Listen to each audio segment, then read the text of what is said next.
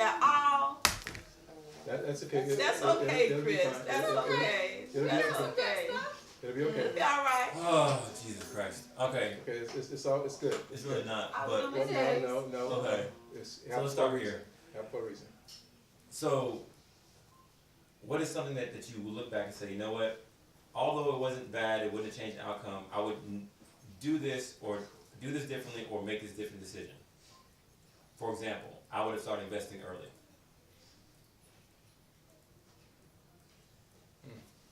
Invest in what? No, that's what he said. That's what I would do. That was Yeah. his That as an example. Yeah, I would do. Chris, I'm gonna be frank.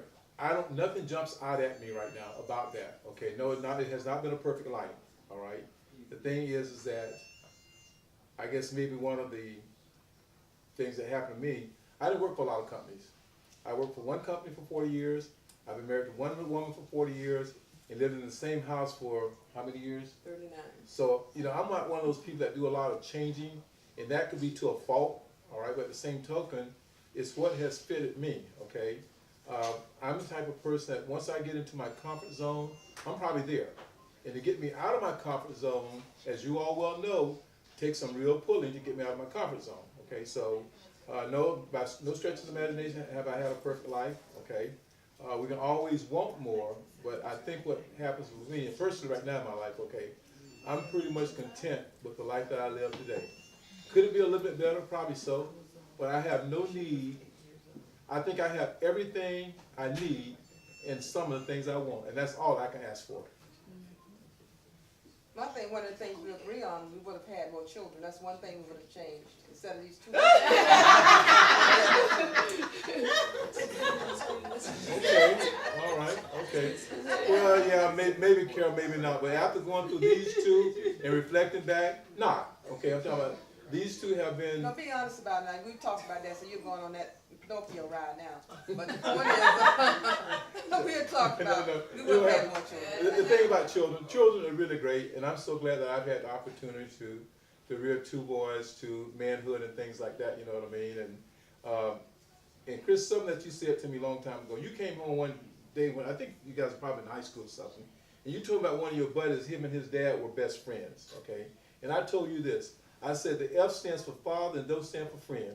When we get to a certain point in life, then we can be friends. I think we're kind of there now, okay?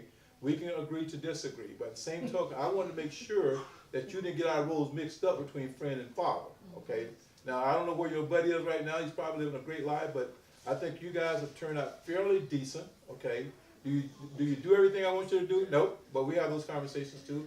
But at the same token, I learned something from you today in that conversation with Sheila and Anthony, is that, we see things differently. There's a generation gap, all right?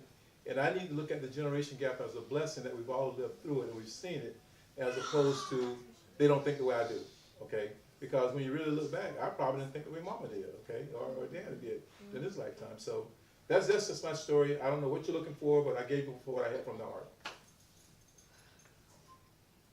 I'll change the question. Yeah. Besides hard work, besides love, besides family, what is one thing that your parents gave you, or one thing that you learned from your parents? I would say that I learned from Mama and Dad, that we all stick together.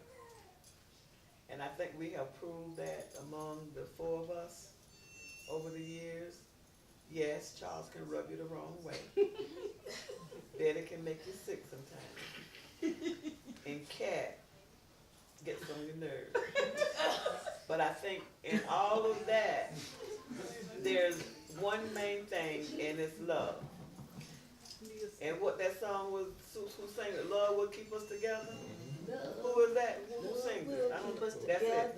Tony and Catherine and Danielle, whatever her name is. But anyway, because sometimes Charles can call me, and I'll say, and then I lay the phone down for a few minutes. No, she didn't. And then I pick it up again. And I say, oh, Rick, that happened, Yeah, but anyway, love. I think love is the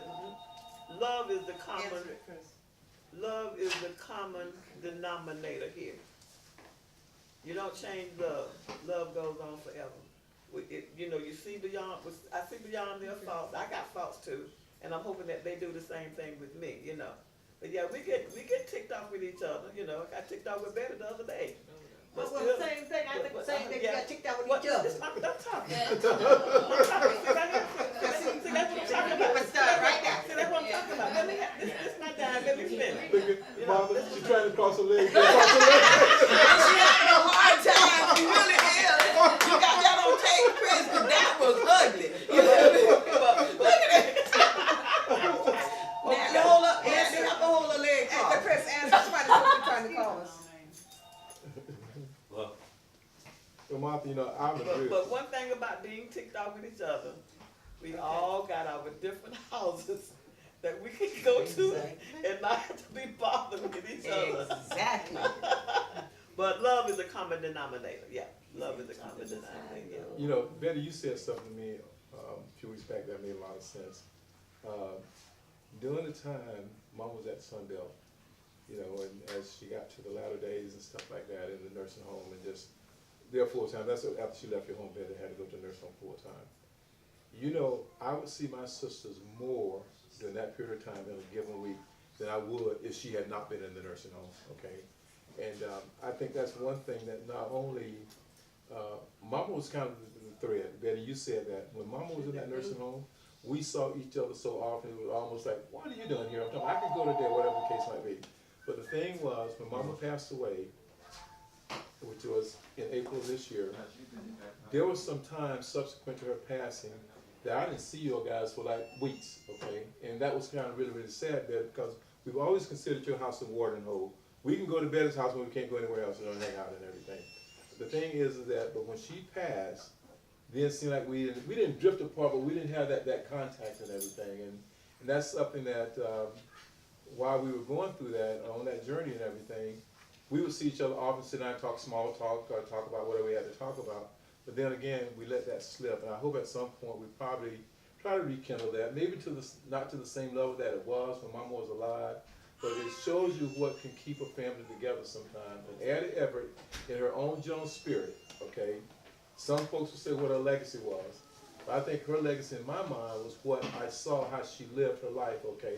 Not a big talker, not a big Yahoo person, not a big visitor to other people's home, but she just kind of kept us, you know, talking to one another, or talking to her. And then, you know, it happened that she was no longer there, and I think we just stopped making a point to get together. So what was your question? one lesson that you learned from your parents that taught you, aside from love, hard work. Mind your own business. My mom was not a person to go and visit people. She didn't call people. And we don't really visit a lot of people. We know all our neighbors, everybody know us. But we never go in anyone's house. Nancy and them lived next door to us for 24 years. And I think we've been in their house maybe 3 times. We just don't go to each other's, and my mom never would do that. She always stayed at her own house. People came to our house. They ate at our house all the time. And they came by, but she never visited anybody, not even her sister. They always came to our house. So that's one lesson I learned. Mind your own business and just know your neighbors from distance. And Chris, you try to preface that question. I'm not speaking for the rest of the family. But when you see your parents, and I'm talking about mama and daddy, but also our aunts and uncles doing the same type of work.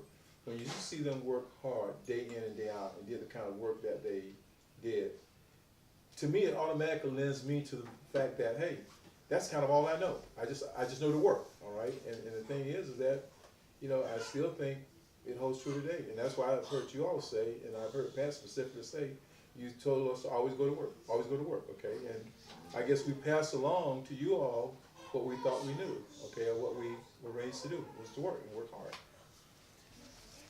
So changing gears, let's see here. What is the best advice for being a good parent? Go ahead, okay. Oh, I think Charles said it a few minutes ago. I am not your friend. I am not your friend. Because if I were your friend, then you would have no concept of right from wrong, because we be in there together. It's like, you know, I know a lot of my friends back in the day who partied with their children. I could never see myself partying with my children. well, so and so, mama and them went this place and they took her with her, or they let her do this, or they let them do that. I said, that's fine. You know, and of course I threw the thing in to them, I think once or twice. Well, if so and so, mama, daddy let them walk off a mountain, you want me to let you walk off it too, or something like that? But I couldn't be their friend tonight and try to chastise them tomorrow. You know, I couldn't hang with them at the club and then tomorrow, you know, telling them what they need to do and come in on time and that sort of thing. But I had to establish early on with everybody, I am not your friend. I am your parent. And it's just like Charles said, now I think we're pretty friendly with each other. I think they are my friend. What you say, Mark? And you know, and I had to establish early on with my kids too, because most of them are bigger than me, that I brought you in this world and I will take you out. Okay? You know, no doubt about it, no two ways, and you always have to be respectful. You know, I like I say, you know, you flash back on stuff, because I had friends, and you know, we'd be really, you know, we'd hang out and stuff. But Mark was grown, and they would see Mark in the store or see Mark out in the street, or even one day they said it in front of me. Mark would say, yes, ma'am, no, ma'am, yes, Miss Smith, no, Miss Smith. And the girl said to me one day, she said, why does your son do that? Why is he always saying yes, ma'am, and no, ma'am, and calling me Miss and so, you know, Miss so and so and so? I said, what else is he supposed to do? Well, he can call me by my first name. I said, no, he can't. No, he can't. And if he ever does, and if I hear of it, he won't call you that again, because he has to respect you. You are his elder. I don't care. And we can, and in those days, we had to kind of do the neighborhood in Gainesville. Everybody knew the Stovers. I married into this family, and everybody knew them, and thus they knew my husband, and then they got to know me. And Mark would be across town, you call it cross town, visiting somebody, and we would get phone calls saying, do you know where Mark is over to such and such a house? I said, yeah. I said, yeah, we told him he could go. Oh, because I know we don't usually see him over here. We don't usually see your girls out this. I mean, they would call just to check, but they were our network. They knew that, our kids knew that if they did something wrong, we knew about it before they got home. And we'd be standing at the door. What you sitting up there rolling your eyes up, Mark? And we'd be standing at the door waiting, you know, because we developed that kind of network with people. And we looked after each other's people. You know that the village raised the thing, you know. And back in the day, it used to be. But not anymore. Not anymore. You know, I'm scared to death to say something to a child, a young adult or a child out in the street. Because they might have to jump on me, and then the mom and dad want to come jump on you too. I have seen that happen, you know, but. Okay. Martha, Betty? Martha? Negative, I forgot what the question What was. was it? Raising a child. Oh, raising a child. Best advice for raising a child, for being a parent? For being a parent? Yeah. You know, I was a single parent really for a long time. Just be truthful, you know, with me, because I love you. And I tried to educate them the best I could. You know, Sheila went to Edward Waters, got 2 degrees. She ended up being a good parent, along with her husband, Anthony. I think they raised 3 wonderful kids. Soretta was a late bloomer. She didn't have her first child until she was about 30 years old. But she seemed to be doing her very best to make sure they have what they need. And just try to instill upon them, just follow your dreams, you know. Follow the dreams to the best of your ability. You know, nobody's perfect. Everybody's not college bound. But do what you got to do to live a good, wholesome life. You know.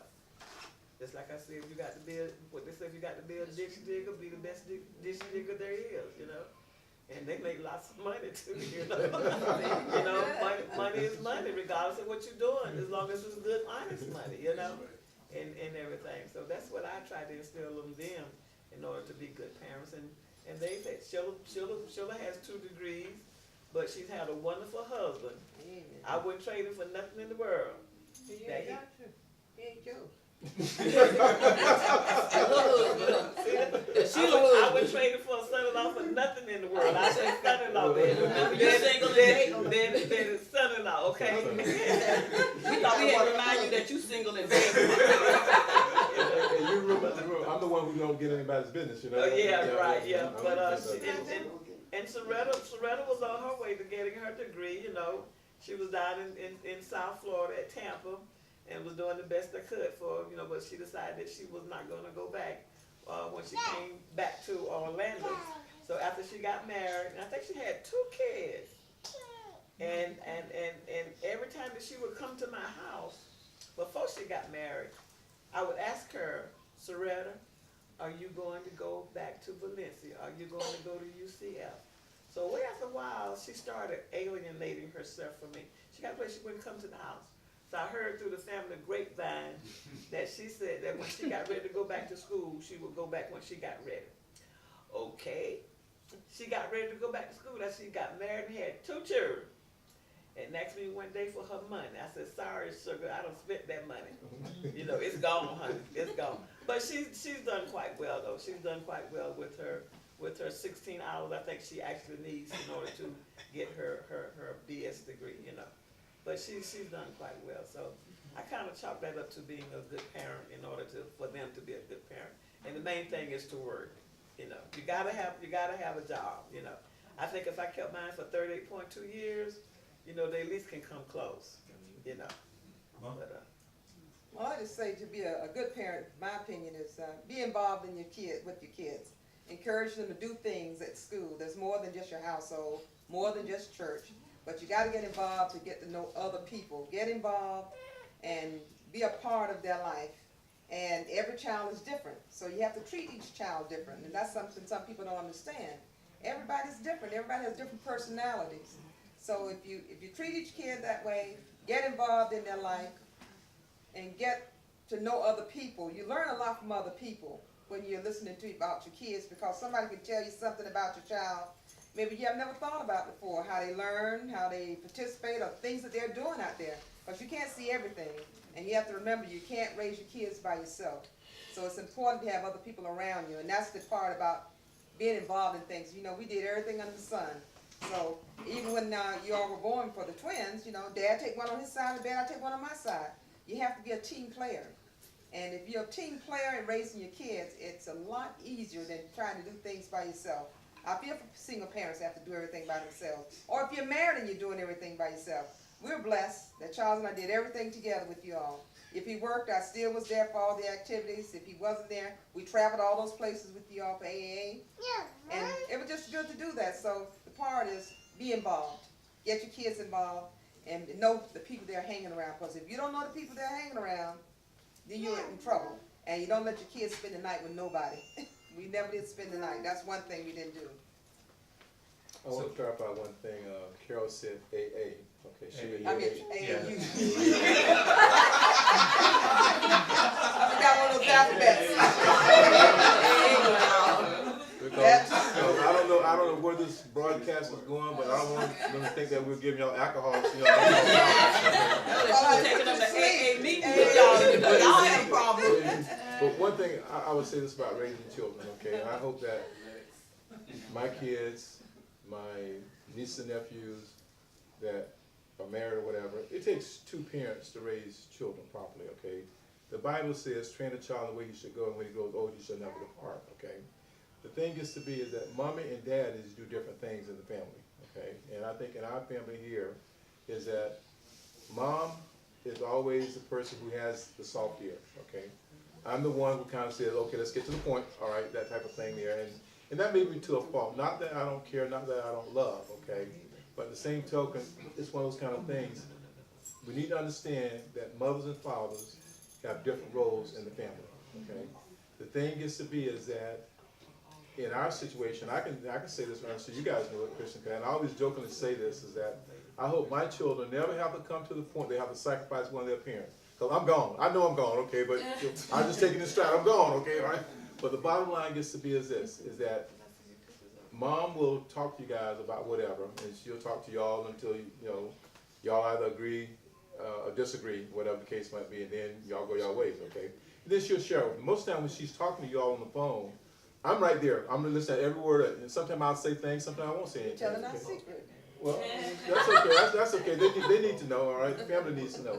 But you know, I only say stuff when I think I have something to say and when I think it's of value. But one thing I do know is this: that when we were raising you guys, we never disagreed on what was right for you all. Never disagreed, okay?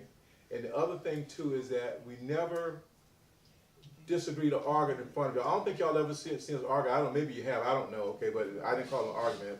And the thing about it, if parents have issues with the children that are indifferent, okay, each other, they need to take that conversation on a sidebar, talk about it, then come back with the united front and hope for the best results or the best answer, the best situation will come out of that disagreement, that you come back with the united front, okay? So that's one thing I would give. Don't never let you see your kids fuss and fight, because if they do, then they're gonna start picking and choosing sides.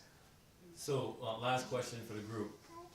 What is your favorite or best childhood memory? I think my best one and favorite one was going to Panama City Why? to see my grandmother whenever I had an opportunity to go to Panama. She was a wonderful lady, you know, and it was just like being there with her, you know. But I think those are my best childhood memories, is going to Panama City. Yeah, because I left there when I was 5. So whenever we got an opportunity to go back, I was always ready to go. My best childhood memory was one Christmas. In our family, was 6 of us. My oldest brother was 13 years older than us, so he didn't really count. So it was like 5 of us raised together. And that Christmas, all 4 people got bicycles. And my brother Don got an art set. And like I said, my mom had a 4th grade education, but she knew her children. She knew Don was into art. So she bought him an art set. I got a bicycle, it was light blue. Linda got a tricycle, and Linda got a training bike, and Hazel got a tricycle, and Billy got what we call the skinny T bicycles. He was in high school. But I never forget that we all had bicycles that year, and Don got exactly what he wanted, the art set. So that was my most memorable Christmas as a child. Okay. Chuck, Betty? I'm digging. I can't think of anything right now that's coming to me. Betty? Chuck? Nothing right now. No, remember, child,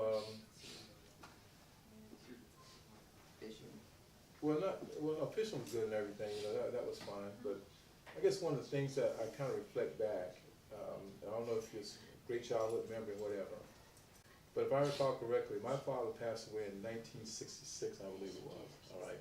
And at that time, I was 16 years of age, okay? And I kind of just look and try to reflect back to the time that I spent with him, which I'm gonna say was, 16 years, but in that 16 years, you got that period of time in your life when you're just trying to, just trying to think, okay, trying to tie your shoes and all that kind of stuff there. And sometimes I kind of wonder what life would have been like for me as a man if I had been able to spend more time with him, get to know him better, and things like that. Then I fast forward, okay, to how long you all have had the opportunity, the time on this time side of life to be with me or to be around me, etc.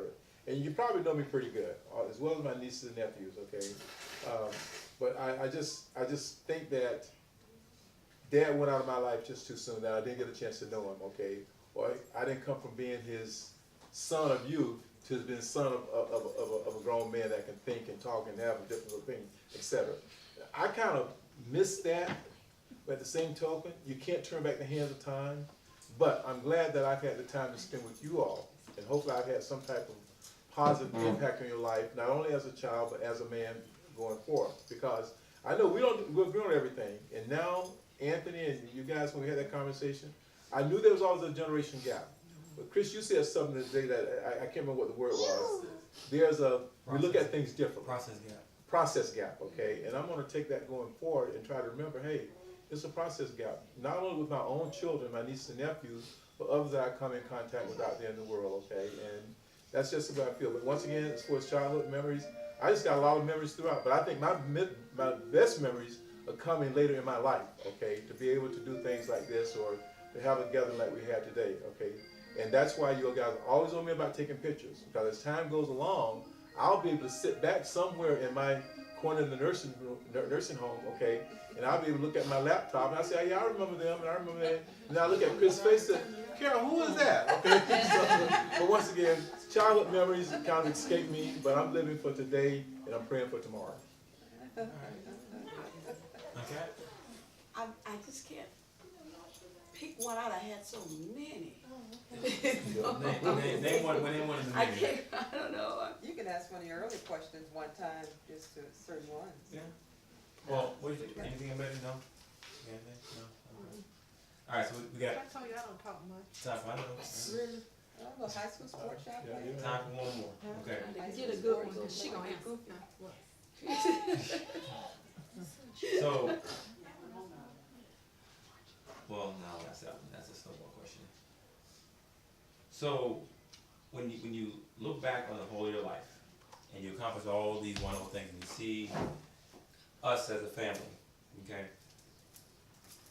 From this day forward, what is your expectation of us?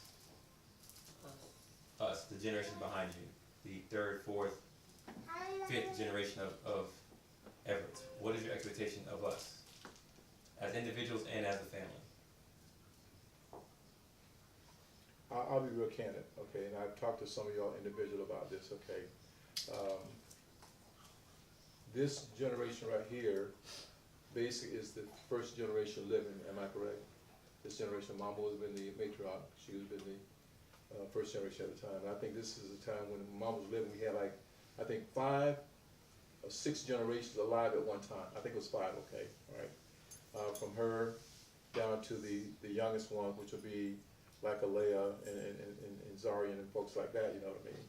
But the thing is to be is that as I think about it, going forward, all of my nieces and nephews and my children, okay, or our children, have had different levels of accomplishments in life, okay? Some have gone to college and gone to careers. Some of you are working full-time jobs. Some are still trying to find themselves. Some are still trying to get through school, etc., all right? But I say this to the generations that have gone on to establish themselves in careers, professional lives, and things like that. Everybody's not gonna be a professional, that's okay. But just make sure you get a job and you work hard at it, okay? But for that generation that has kind of done some, what I call pretty good things, the ones who are pharmacists, the ones who are HR managers, the ones who are working in healthcare and things like that, you know what I mean, you've done some great things. Don't forget the others who are still maybe being challenged by some of the things that life throw at you, okay?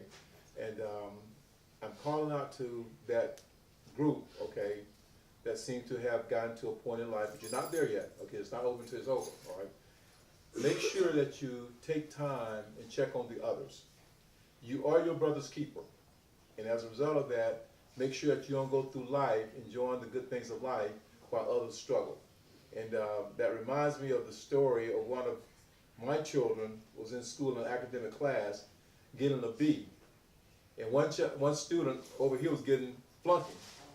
And we said, why didn't you help her? And my child that was getting a B said, I'm struggling myself, you know what I mean? So make sure you know what a struggle is before you claim it and don't help somebody else, okay? So that's my story. What was the question? What are your expectations of us? Oh. Well, my expectations from this side of the family is, you know, the oldest is supposed to be the matriarch or the patriarch of the family, and that's not always necessary. So it's the person who has to get up and go and who has the foresight. I look at Sheila as the matriarch of this family for that generation, and I look at you, Chris, to be the patriarch for the family, even though Delvin and Jay is older, to be the patriarch. And on my side of the family, you're the patriarch, and either you'd have to be Jack, it'd probably be the matriarch on that other side of the family. And so you have to take your roles seriously because, as Charles always say, every family needs a big mama. Somebody that, you know, kind of stay on people or everybody can go to for the go-to person. They need someone to go to.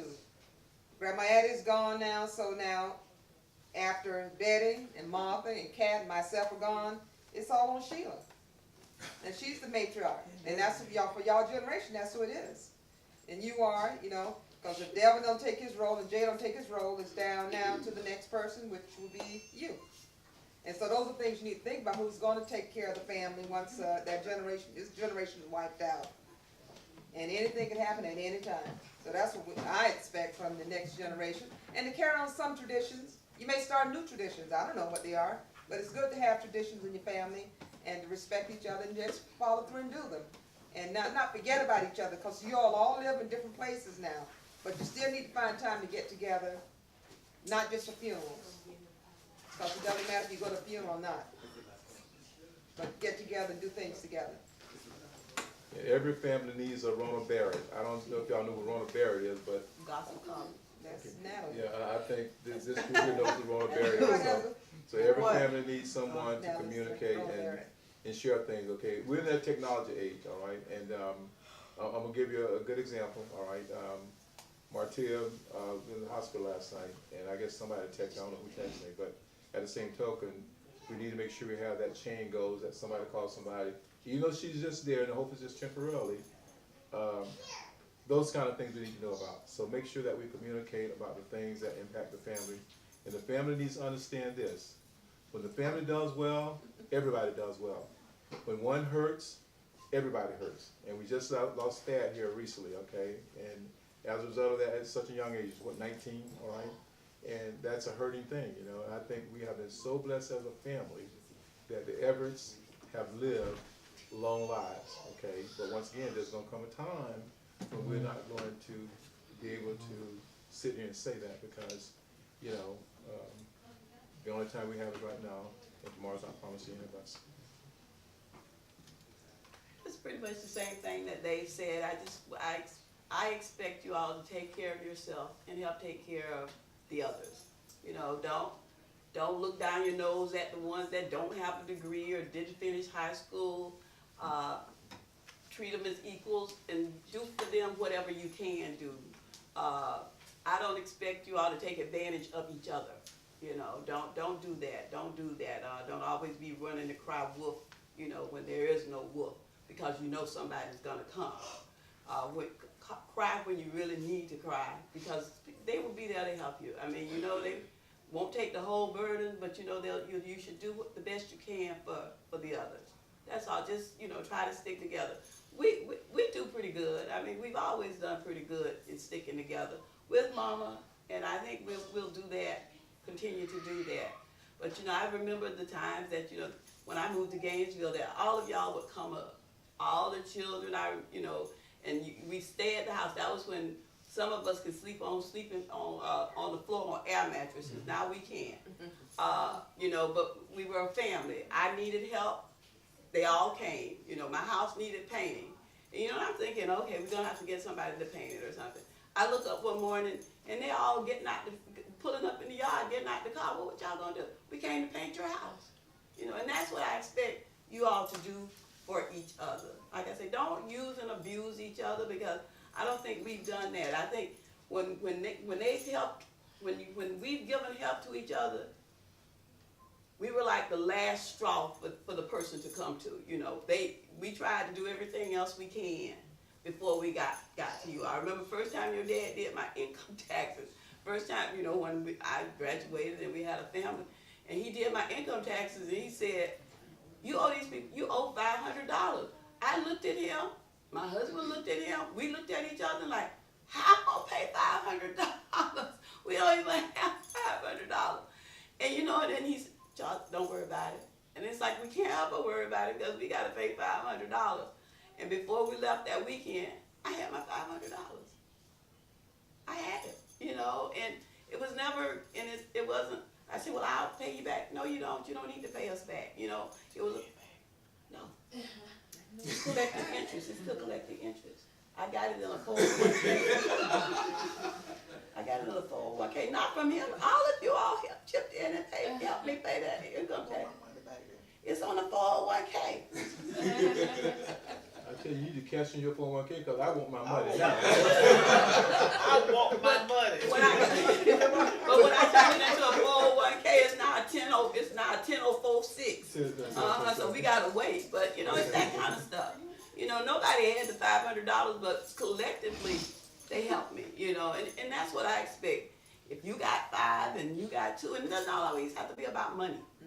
It's not, and you know, Right. and I hate it when it's all about money. You know, I met a young lady not too long ago that, you know, I thought I was being friends with, you know, young girl, you know, and I'm trying to help. But I found out very shortly that in her life, in her environment, in the world that she grew up with, it was all about dollars and cents.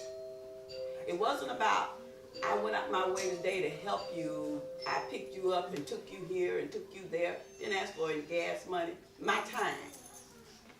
But for her, it was all about, what they should do. We're good. Keep going, okay. Oh, I'm sorry, dollars and cents. I don't know who she trying to usher in. Some of my friends. Okay, oh, okay. And you know, and I hope you all don't let it be like that. You know, you call on each other because I need some money. You know, I call on you because I just need to hear your voice. I just want to hear from you. Because sometimes you text me, you call me one day out of the blue, I'm like, Chris Everett, what does he want? He wanted something. That's what I thought too. It's coming. And I looked and all he just said, well, I was just calling to check on you. Yeah, okay, but you know, that kind of stuff, just out of the blue, call each other. Unexpectedly call each other. Say, I just wanted to check on you. You were on my mind. That kind of stuff. You know, don't always call when I got money problems. You know, my car needs fixing and I don't have money. That kind of thing. Just check on each other. Martha, Rebecca, that's it. That's it? That's it. Okay. Chris, I want to say one thing if you're about to close. Go ahead. First of all, I Last word. thank you for doing this, okay? It takes someone putting these kind of things together. And I like to say about this family, in my opinion, and anybody's welcome to agree or disagree. We're not a flashy family. We're not a family that looks for kudos or things like that. We just do what we're supposed to do as far as family is concerned, all right? It's one of those kind of things that we're just, in my opinion, just simple, plain old people that are just trying to do the right thing and just trying to make it through, all right? It's nothing fancy about it. I wish I could sit here and tell some elaborate stories about my life, etc. I can't do that. I can just tell where I live, and hopefully that has been good enough today, all right? So you're not going to get a lot of flair from this family, okay? You're not going to read about us in the paper, I don't think, all right? You're not going to see it, hopefully, on the news. And that's why when anything goes on in this family that's not positive, it bothers me to the core, okay? And, you know, we've had a couple scrapes and things like that, but for the most part, we have survived that. And those that have gone through that process are basically recovering. And I want to say this, that Otis is not here. Otis is a really important part of this family, okay? And also the fact that we need to understand that a family that's prays together will stay together. And I hope each and every one of us are praying for each other as we go through our daily walk in life. All right. Thank you for your time.